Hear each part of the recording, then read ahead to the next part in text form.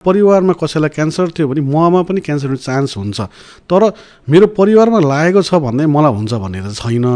5 देखि 10% क्यान्सरहरू वंशानुगत हुन्छन्। कस्तो हुन्छन्? यदि वंशानुगत छ भने हामी के थाहा त्यो 5 देखि 10% पर्छौँ कि? त्यही भएर हाम्रो त्यस्तो कन्डिसन छ भने त्यो जुन क्यान्सर छ नि, जस्तै कसैलाई भनौँ स्तन क्यान्सर छ भने चाहिँ यदि 45 वर्षभन्दा पहिला त्यो कुनै फिमेललाई घरमा क्यान्सर थियो, त्यसको चाहिँ कुनै जिन म्युटेसन छ भने, फर इक्जाम्पल BRCA1 म्युटेसन छ भने हामी त्यस्तो परिवारका बच्चाहरू अफस्प्रिङहरूलाई चाहिँ हामीले चाहिँ स्क्रिनिङ गर्छौँ हजुर।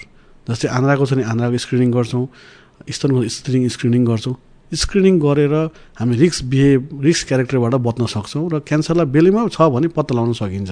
अघि मैले भनिहालेँ नि, स्तन क्यान्सर स्टेज 2 छ भने त खासै रिस्क फ्याक्टर छैन, त केमा पनि छैन, अपरेसन गरेर पुग्छ फलोअप गर्ने।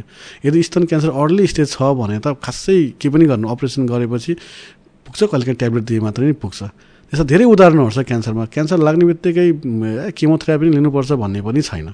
हो, क्यान्सर उपचारहरू केमोथेरापी हो। केमोथेरापी लिइसकेपछि मान्छे उपचार गरिसकेपछि मान्छे आफ्नो साधारण जीवन जिएका धेरै उदाहरणहरू पनि छन्।